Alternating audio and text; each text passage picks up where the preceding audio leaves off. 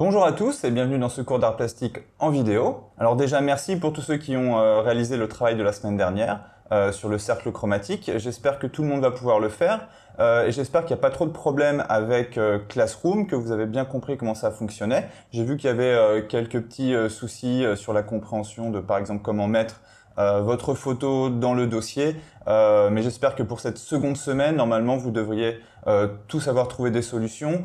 Si c'est pas le cas, moi je continue à être présent sur Classroom, donc si vous avez des problèmes, si vous savez pas comment faire quelque chose au niveau de l'informatique, n'hésitez pas à me demander, et moi j'essaie de vous répondre le plus vite possible en commentaire. Alors la semaine dernière, on avait parlé du cercle chromatique. On avait pu observer qu'il existait des couleurs donc primaires et des couleurs secondaires. Donc je vous rappelle simplement que ce sont les couleurs primaires qui permettent de former toutes les autres. Donc par mélange, en mélangeant les couleurs primaires, on peut former les couleurs secondaires. Aujourd'hui, on va étudier une nouvelle notion qui est la notion de couleurs complémentaires et on va voir ce qu'elles permettent. Alors pour bien comprendre cette nouvelle notion, je vous invite à reprendre le cercle chromatique que vous avez fabriqué et puis à le mettre sur votre bureau pendant que vous regardez cette vidéo. Alors la première chose que je voudrais dire par rapport à ce terme de couleur complémentaire, c'est que c'est un terme qui va toujours désigner deux couleurs. On ne peut pas dire qu'une couleur est complémentaire. Une couleur va toujours être complémentaire par rapport à une autre. Donc on va toujours parler en fait de couple de couleurs complémentaires.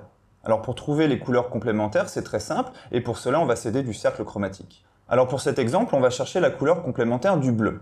Vous partez de la couleur bleue sur le cercle et vous allez tracer une ligne qui va passer par le centre du cercle. On va aller chercher la couleur qui est donc à l'opposé du cercle par rapport au bleu. Donc si vous tracez cette ligne qui part du bleu et qui passe par le centre du cercle, vous allez aller sur la couleur orange.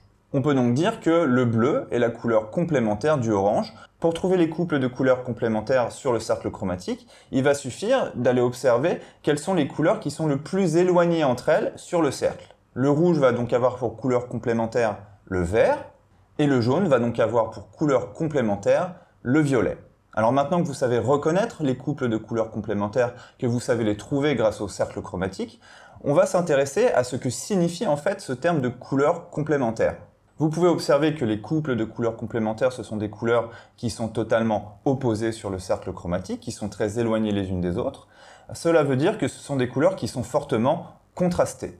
Alors le mot contraste, c'est un mot qui va désigner une forte différence entre deux choses. Alors nous en couleur, on va parler de couleurs contrastées, c'est-à-dire des couleurs qui sont très fortement opposées les unes aux autres, un petit peu comme le blanc et le noir. Le rouge contraste fortement avec le vert, le bleu contraste fortement avec le orange et le jaune contraste fortement avec le violet.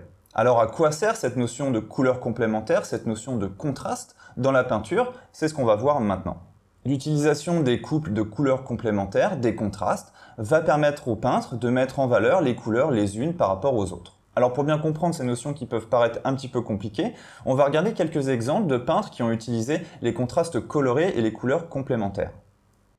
Alors premier exemple avec cette peinture de Vincent van Gogh qui va utiliser ici le couple de couleurs complémentaires orange et bleu.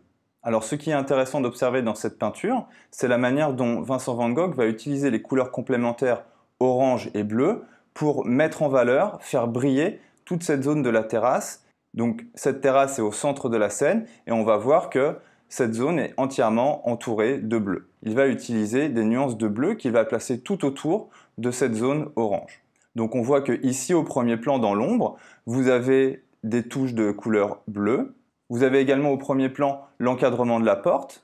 À l'arrière-plan, vous avez toute cette zone avec le ciel étoilé qui est dans la pénombre et qui est également composée de nuances de bleu. On voit que sur les bâtiments, il utilise encore le orange là pour faire briller quelques petites fenêtres. Il utilise également le orange dans cette zone pour faire briller les vitrines. Dans cette zone-là, au sol, vous avez la lumière de la terrasse qui se projette dans la rue avec des touches de peinture orange. Donc on peut dire que cette zone orange au centre est entièrement encerclée de bleu. Et comme ce sont des couleurs complémentaires, elles créent un maximum de contraste, c'est-à-dire que la différence entre le orange et le bleu est très forte, et donc cela permet à Vincent van Gogh de faire briller cette zone centrale. Alors deuxième exemple, avec toujours Vincent van Gogh, qui peint cette fois-ci un paysage d'été, et qui va utiliser encore une fois le couple de couleurs complémentaires bleu et orange.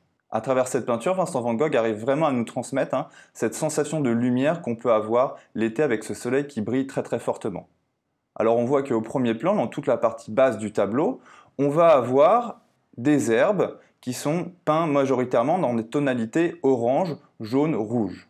Il y a également 3 arbres, ici, ici et ici, qui sont eux peints dans des tonalités bleues.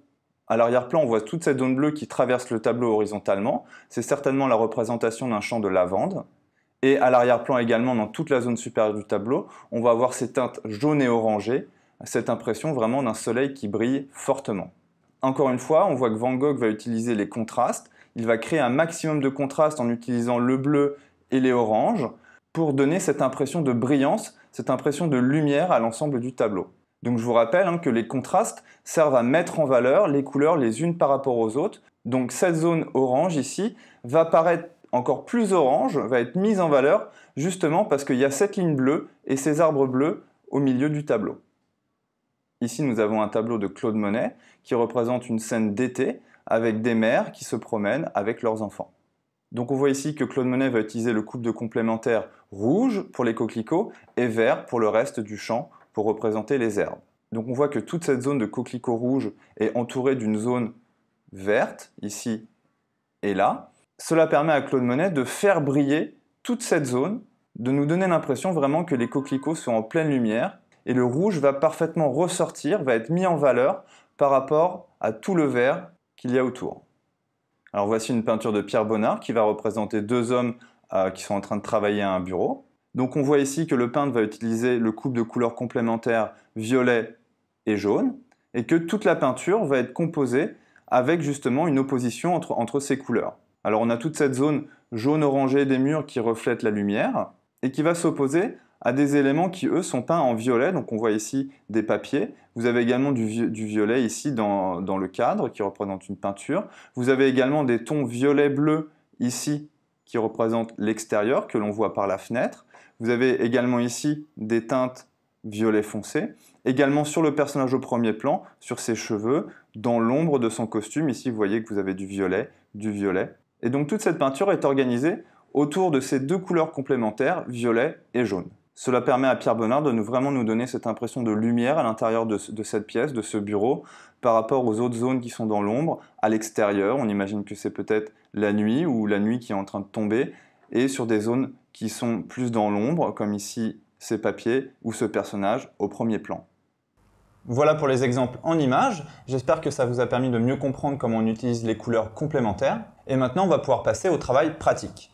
Alors au niveau des consignes, ce que je vais vous demander de faire maintenant, c'est de réaliser un dessin en couleur à l'aide des couleurs complémentaires. Donc vous pouvez réaliser ce dessin à l'aide de pastels, de crayons de couleur, de peinture, c'est comme vous voulez. Alors il y a une contrainte que je vous impose, c'est de continuer à former les couleurs secondaires par mélange de couleurs primaires. Donc je veux que vous utilisiez en peinture simplement le bleu, le jaune et le rouge. Si vous utilisez des pastels ou des crayons de couleur, c'est la même chose. Les pastels et les crayons de couleur peuvent se superposer, donc n'utilisez que le bleu, jaune et le rouge. Ça va vous permettre d'avoir des nuances colorées, et des nuances colorées dans les couleurs secondaires qui vont être beaucoup plus intéressantes. Alors moi, pour l'exemple d'aujourd'hui, j'ai choisi de dessiner des fleurs et je vais utiliser le couple de couleurs secondaires rouge et vert. Allez, je vous donne rendez-vous dans un instant pour vous montrer le résultat. Voilà, j'ai réalisé donc mon travail. Donc vous voyez que je suis allé sur mon balcon peindre des fleurs. J'ai utilisé pour cela le couple de couleurs complémentaires rouge et vert, ce qui me permet de bien faire ressortir par contraste le rouge des fleurs par rapport au vert des feuilles. Alors j'espère que ça vous plaît. Vous pouvez choisir le sujet qu'il vous plaît. Je vous laisse totalement libre sur le sujet. La seule contrainte que je vous impose, c'est d'utiliser donc un couple de couleurs complémentaires. Si vous voulez dessiner autre chose que des fleurs, il n'y a pas de souci. Alors quand vous aurez terminé votre travail, vous me l'envoyez en photographie via Classroom. Sur ce, moi je vous dis à très bientôt. Bye bye!